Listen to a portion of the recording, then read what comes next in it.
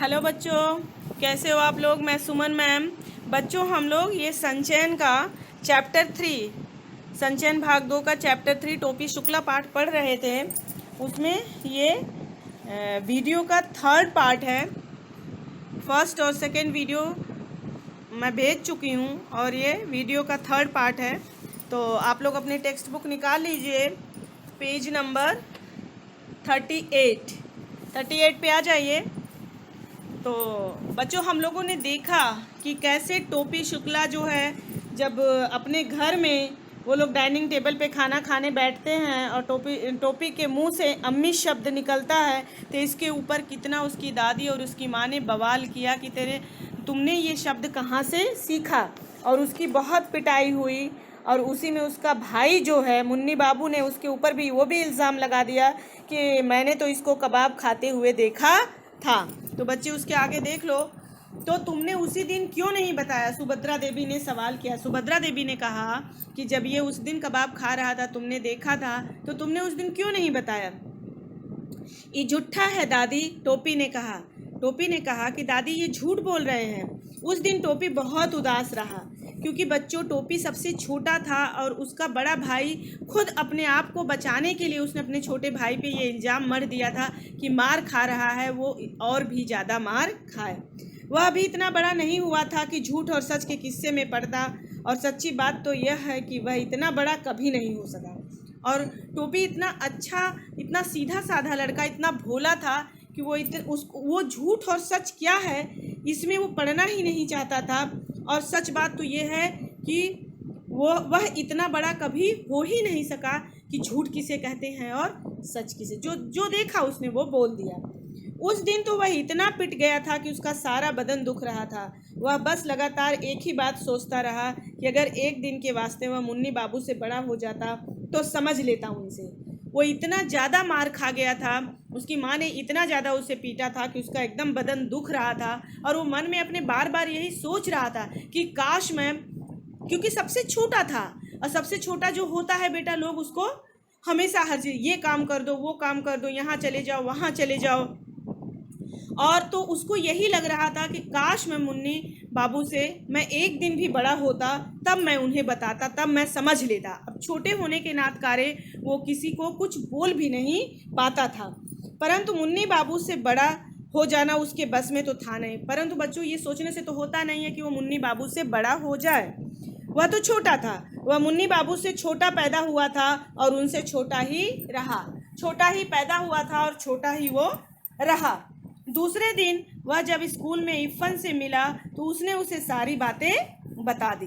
और दूसरे दिन बच्चों, जब ये टोपी स्कूल में जाता है तो इफ़न से, अपने दोस्त से सारी बातें बताता है जो उसके घर में हुआ था।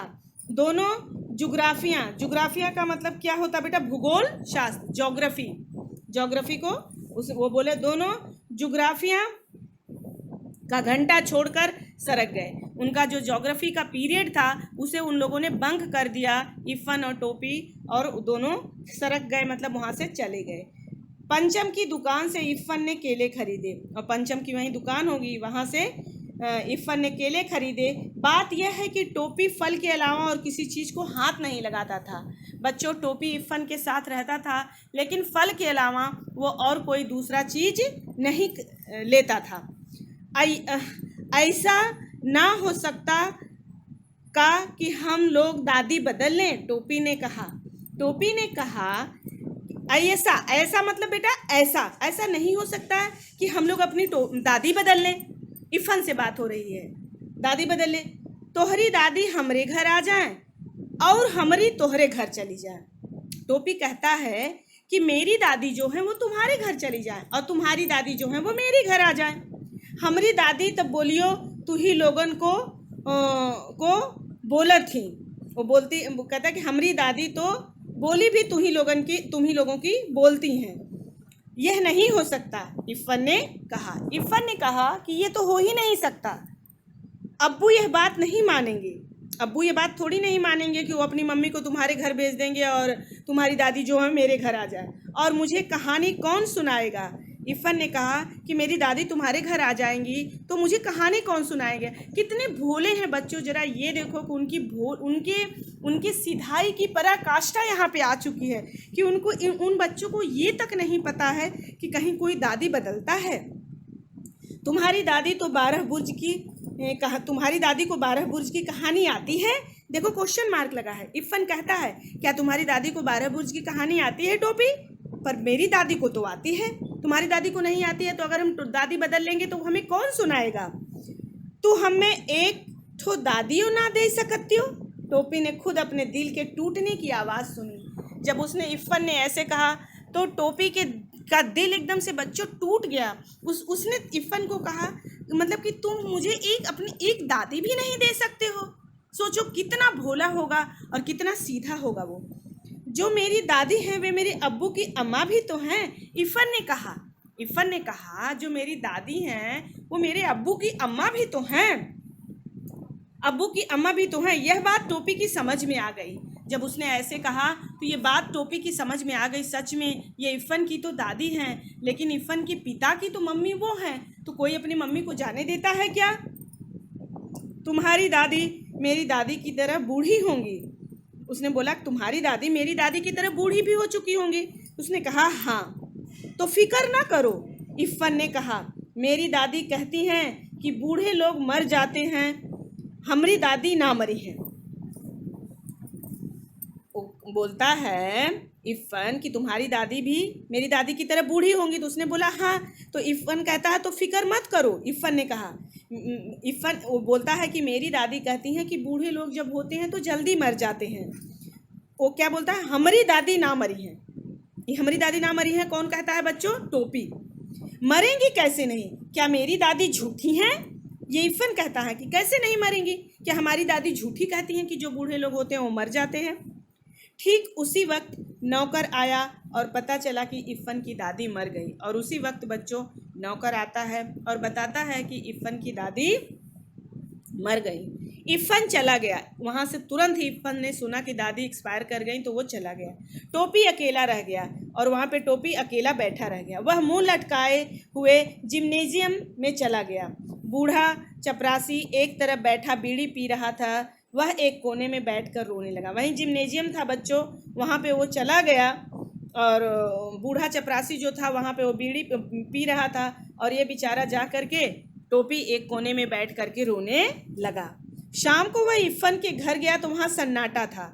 और जब शाम हुआ तो टोपी इफ़न के घर जाता है तो देखा कि वहाँ पे तो बहुत सन्नाटा छाया हुआ था। घर भरा हुआ था। रोज जितने लोग हुआ करते थे उससे ज़्यादा ही लोग थे, क्योंकि बेटा उनके घर में मृत्यु हुई थी तो सारे लोग आए हुए थे। परंतु एक दादी के न होने से टोपी के लिए घर खाली हो चुका था। लेकिन एक दादी चूँकि मर चुकी थी, न होने से ऐसा लग रहा था टोपी के लिए कि पूरा घर ही खाली हो चुका है, जबकि उसे दादी का नाम तक नहीं मालूम था। उसने इफ़न की दादी का नाम टोपी को नहीं पता था। उसने दादी के 1000 कहने के बाद भी उनके हाथ की कोई चीज़ नहीं खाई थी। दादी के 1000 बार कहने के बाद भी दादी के हाथ की कोई चीज़ टोपी ने खाई नहीं थी।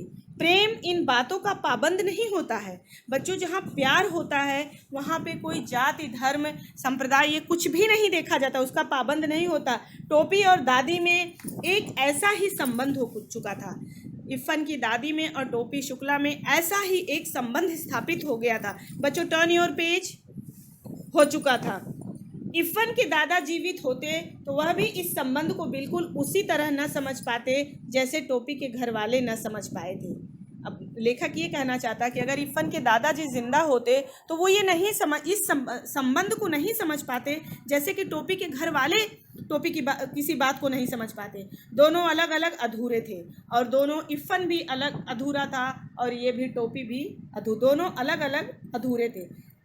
एक ने दूसरे को पूरा कर दिया था। अलग अलग अधूरे थे मतलब बेटा यहाँ टोपी की इफ़न की दादी से बताया जा रहा है कि दोनों अलग अलग अधूरे थे, इफ़न की दादी और टोपी।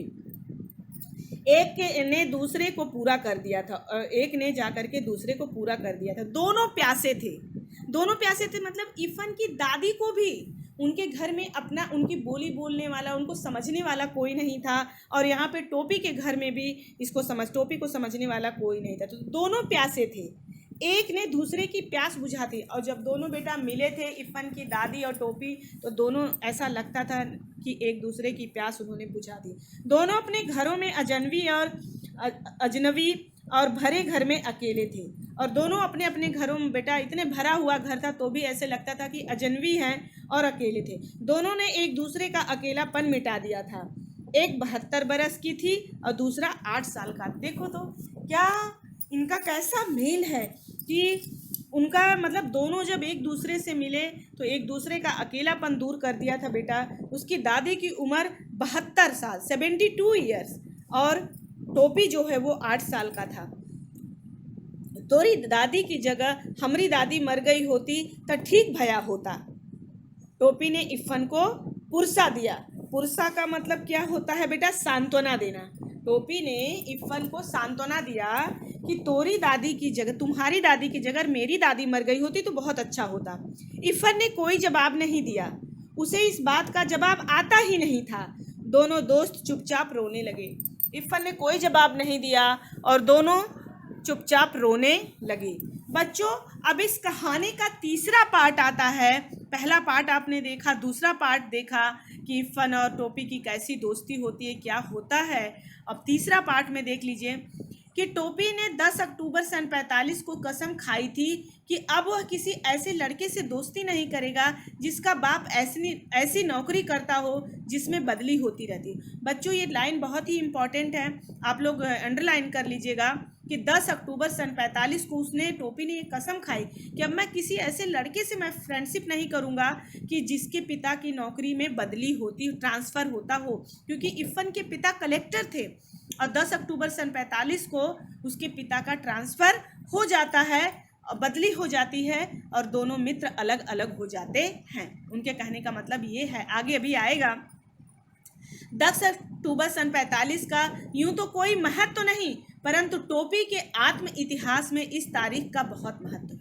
वैसे कोई महत्व तो नहीं, लेकिन टोपी के आत्मा के इतिहास में इसका बहुत महत्व है, क्योंकि इसी तारीख को इफ़न के पिता बदली पर मुरादाबाद चले गए थे। क्योंकि इफ़न के पिता की इसी तारीख को बेटा बदली हुई थी और वो मुरादाबाद चले गए थे। मुरादाबाद के नीचे भी अंडरलाइन करना बच्चों, MCQ में पूछा जा सकता है। 10 अक्टूबर सन 1945 ये भी करना। इफ़न की दादी के मरने के थोड़े ही दिनों बाद यह तबादला हुआ था और इफ़न की दादी जब मरी थी तो थोड़े दिनों बाद ही ये तबादला हुआ था, बदली हुई थी। इसीलिए टोपी और अकेला हो गया, क्योंकि दूसरे कलेक्टर ठाकुर हरिनाम सिंह के 3 लड़कों में से कोई उसका दोस्त न बन सका। क्योंकि बच्चों जो कलेक्टर का बंगला होता है ना, वो एक ही होता है। जब उसका ट्रांसफ़र होता है तो उसी बंगले में दूसरा कलेक्टर आता है। तो जब इफ़न के पिता का ट्रांसफ़र हुआ, वो लोग मुरादाबाद चले गए, तो उसी बंगले में हरिनाम सिंह के दूसरे कलेक्टर आए और उनके 3 बच्चे थे, लेकिन किसी से टोपी की दोस्ती नहीं हो सकी। बच्चों, कलेक्टर का अपना एक रुतबा होता है, उनका एक स्टेटस होता है, लेकिन इफ़न और टोपी की दोस्ती उनको स्टेटस से और रुतबा से कोई मतलब नहीं था। और यह बात भी थी कि उन तीनों का इसका एहसास था कि वे कलेक्टर के बेटे हैं। और जो हरिनाम सिंह के ये तीनों बेटे थे, उनको ये एहसास था, उनको ये पता था कि हम कलेक्टर के बेटे हैं, हम किसी ऐरू गैरू नत्थु खैरू से थोड़ी नहीं दोस्ती करेंगे। किसी ने टोपी को मुंह नहीं लगाया और टोपी से को किसी ने मुंह लगाया नहीं, उससे कोई फ्रेंडशिप नहीं किया।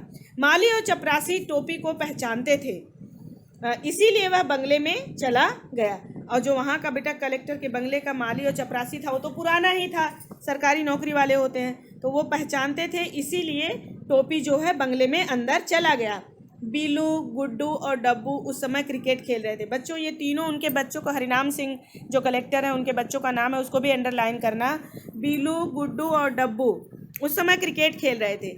डब्बू ने हिट किया, गेंद सीधी टोपी के मुंह पर आई और टोपी जब अंदर जा रहा था बच्चों बंगले में, वो तीनों भाई क्रिकेट खेल रहे थे और उसने गेंद को हिट किया तो वो सीधे गेंद आकर के टोपी के मुंह में लगी।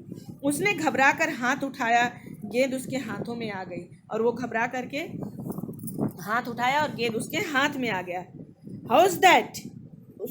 हरिनाम सिंह का जो लड़का है वो बोलता है, हेड माली एम्पायर था और हेड माली जो माली था वो एम्पायर था। उसने उंगली उठा दी। वह बेचारा केवल यह समझ सका कि जब हाउस दैट का शोर हो तो उसे उंगली उठा देना चाहिए। वो बोला ना हाउस दैट ये क्या है, तो वो बोलता है कि जब वो उंगली उठा देता है तो उसको ये लगता है कि इसका मतलब होता है कि शोर हो तो उंगली उठा देना चाहिए। हु आर यू, डब्बू ने सवाल किया। डब्बू ने पूछा कि तुम कौन हो, तो वो बोलता है बलभद्र नारायण। टोपी ने जवाब दिया। टोपी ने ये बोला कि मैं बलभद्र नारायण हूँ। हु इज़ योर फादर, यह सवाल गुड्डू ने किया और गुड्डू ने ये कहा कि तुम्हारे पिता कौन है। बच्चों टर्न योर पेज। देखो आप देख सकते हो बच्चों की इस पिक्चर में कि उनके तीनों बच्चे, वो माली जो है एम्पायर बना खड़ा है, तीनों बच्चे हैं और इधर जो है वो क्या कहते हैं टोपी आया हुआ है। अब पेज नंबर, उसके बाद पेज नंबर 41 पे आप लोग देख लीजिए। पेज नंबर 41 वो बोलता है भृगु नारायण। वो बोला तुम्हारे पिता क्या है, तो वो बोलता है भृगु नारायण। तो वो बोलता है बीलू ने अंपायर को आवाज़ दी, ये भृगु नारायण कौन है, कौन एनी ऑफ आवर चपरासीज, मतलब वो बोलता है कि ये भृगु नारायण कौन है, ये कोई हमारा दूसरा चपरासी है। नाही साहब, अंपायर ने कहा, शहर के मशहूर दागदर हैं। दागदर मतलब डॉक्टर। उसने बोला कि नहीं साहब, ये जो ये हमारा शहर है इसके मशहूर डॉक्टर हैं, वो इसके फादर हैं। यू मीन डॉक्टर, डब्बू ने सवाल किया। यस सर, हेड माली को इतनी अंग्रेजी आ गई थी कि वो उसने बोला yes sir, but he look so clumsy. Bilu ने बोला कि ये तो कैसा एकदम से क्लमजी जैसे, कैसा गवारू जैसा दिख रहा है। टोपी अकड़ गया। जब उसने ऐसे बोला तो टोपी अकड़ गया कि टोपी बोलता है तनी जबनिया संभाल के बोलो, एक लप्पड़ में नाचे लगी हो। टोपी ने कहा कि थोड़ा सा तुम अपनी जबान संभाल करके बोलो, अभी एक लप्पड़ लगाएंगे ना तो नाचने लगोगे। ओह यू, बीलू ने हाथ चला दिया। ऐसे जब बोला तो बीलू ने तुरंत उसके ऊपर हाथ चला दिया। टोपी लुढ़क गया। फिर वह गालियां बकता हुआ उठा और जब उसने हाथ चला दिया बच्चों तो टोपी बेचारा लुढ़क जाता है और फिर वह गाली देता हुआ उठा। परंतु हेड माली बीच में आ गया और डब्बू ने अपने एल्सीशियन को शुष्कार दिया। और हेड माली बच्चों बीच में आ गया और डब्बू का उसका एक कुत्ता था एल्सीशियन, उसको उसने शुष्कार देना का मतलब क्या होता है बेटा, कुत्ते को किसी के पीछे लगा देना, निकल जाने वाली आवाज़। उसने ऐसे उसको इशारा किया और वो एल्सीशियन कुत्ता उसके पीछे लग गया, उसको काट लिया। देखो नीचे लिखा है पेट में 7 सुइयां भूकी तो टोपी के होश ठिकाने आ गए। 7 सुई कब लगती है बच्चों, इसका मतलब कि एल्सीशियन जो उसका कुत्ता था वो टोपी को काट लेता है और टोपी शुक्ला को 7 सुइयां पेट में लगती हैं कुत्ते के काटने पे। और फिर उसने कलेक्टर साहब के बंगले का रुख नहीं किया और उसके बाद से टोपी कभी भी कलेक्टर के बंगले की तरफ नहीं गया। परंतु प्रश्न यह खड़ा हो गया कि फिर आखिर वह क्या करे। अब उसके सामने ये प्रश्न खड़ा हुआ कि तब तो उसका कोई दोस्त रहा ही नहीं, तो वो क्या करे। घर में ले देकर बूढ़ी नौकरानी सीता थी जो उसका दुख दर्द समझती थी, तो वह उसी के पल्लू में चला गया और सीता की छाया में जाने के बाद उसकी आत्मा भी छोटी हो गई। वो उसके घर में बेटा उसकी तो कोई बात, जब उसका फ्रेंड इफ़न चला गया तो उसके घर की जो बूढ़ी नौकरानी सीता थी टोपी के घर की, वही उसके दुख दर्द को समझती थी और वो उसकी पल्लू में चला गया और सीता की छाया में जाके बेटा उसकी आत्मा भी छोटी हो गई, क्योंकि उसको कोई प्यार करने वाला उस घर में था ही नहीं। सीता को घर के सभी छोटे बड़े डांट लिया करते थे और जो नौकरानी थी इसके टोपी के घर की सीता, उसको सब लोग डांट लिया करते थे। टोपी को भी घर के सभी छोटे बड़े डांट लिया करते थे और टोपी भी छोटा था उस घर में तो उसे भी सब लोग डांट लिया करते थे। इसीलिए दोनों एक दूसरे से प्यार करने लगे। इसीलिए ये दोनों जो है बेटा एक दूसरे से प्यार करने लगे। टेक मत किया करो बाबू।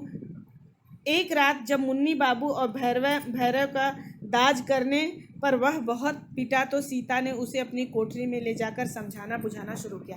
और एक रात बेटा जब भैरव और मुन्नी बाबू का दाज का मतलब होता है बेटा बराबरी करना। लोग नहीं बोलते कि हमारा दाज मत देना, हमारी बराबरी मत करना। मुन्नी बाबू और भैरव का बराबरी करने पर वह बहुत पिटा। वो बेचारा कहाँ होगा भाई, अपने भाइयों की बराबरी की बात की कोई बात की होगी तो इतना मारा गया कि सीता उसको अपनी कोठरी में ले जाकर समझाई और बुझाई, और उसने बोला कि बाबू तुम टेक मत लिया करो, किसी बात को लगाया मत करो। बात यह हुई कि क्यों मारा गया था, अब देखो उसकी कहानी है। बात यह हुई कि जाड़ों के दिन थे, जाड़े का दिन था बच्चों। मुन्नी बाबू के लिए कोट का नया कपड़ा आया, और मुन्नी बाबू के लिए कोट बनवाने के लिए नया कपड़ा आया। भैरव के लिए भी नया कोट बना, और उसका छोटा भाई भैरव था उसके लिए भी बना। टोपी को मुन्नी बाबू का कोट मिला, और टोपी शुक्ला को चूंकि सबसे छोटा था इसीलिए उसे मुन्नी बाबू का कोट मिला। बच्चों जो छोटा बच्चा होता है उसे लोग, बड़े बच्चों का वो जो होता है छोटा हो जाता है कपड़ा तो लोग पहना देते हैं, उसके लिए नया तो बड़े बच्चे के लिए ही बनता है, छोटे बच्चे के लिए ये होता है कि उसका तो पड़ा है अभी ये नया ही है तो इसको दे दो पहनने के लिए। तो ऐसा हुआ था, टोपी को मुन्नी बाबू का कोट मिला। कोट बिल्कुल नया था, मुन्नी बाबू को पसंद नहीं आया। तो कोट नया था लेकिन मुन्नी बाबू को पसंद नहीं आया था। फिर भी बना तो था उन्हीं के लिए, लेकिन बना तो था मुन्नी बाबू के लिए ही। था तो उतरन, वो कोट था तो उतरन ही मुन्नी बाबू का, इसके लिए तो बना नहीं था। टोपी ने वह कोट उसी वक्त दूसरी नौकरानी केतकी के बेटे को दे दिया, और टोपी ने उसी वक्त, जब टोपी को वो कोट मिला तो उसने तुरंत उसी वक्त, जो केतकी दूसरी नौकरानी केतकी थी, ये लोग बहुत पैसे वाले थे, तो दूसरे बेटे को उसने उठा के वो कोट दे दिया। वह खुश हो गया। नौकरानी के बच्चे को दे दी जाने वाली चीज़ वापस तो ली नहीं जा सकती थी, और जो नौकरानी के बच्चे को दे दिया जाता है बच्चों तो उससे वो वापस चीज़ नहीं ली जा सकती थी। इसीलिए तय हुआ कि टोपी जाड़ा खाए। इसीलिए ये तय हुआ कि अब इस जाड़े में टोपी को न स्वेटर और न कोट कुछ भी नहीं खरीदा जाएगा। इसने क्यों वो कोट उठा करके नौकरानी के बच्चे को दे दिया। हम जाड़ा ओड़ा ना खाएंगे, भात खाएंगे, टोपी ने कहा।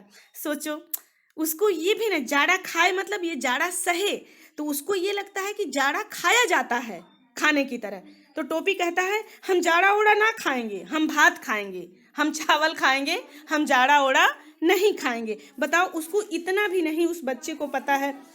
तुम जूते खाओगे, सुभद्रा देवी बोली, उसकी दादी ने बोला कि तुम जूते खाओगे, आपको इहो ना मालूम कि जूता खाया ना जात पहना जाता है। उसने बोला कि आपको ये भी नहीं पता कि जूता खाया नहीं जाता है पहना जाता है। सुभद्रा देवी ने कहा ना, लोग कहते हैं ना कि तुम जूता खाओगे, तो उसने बोला कि आपको ये नहीं पता कि जूता खाया नहीं जाता है पहना जाता है। दादी से बदतमीजी करते हो, मुन्नी बाबू ने बिगड़ कर कहा कि तुम दादी से बदतमीजी करते हो, जबान अड़।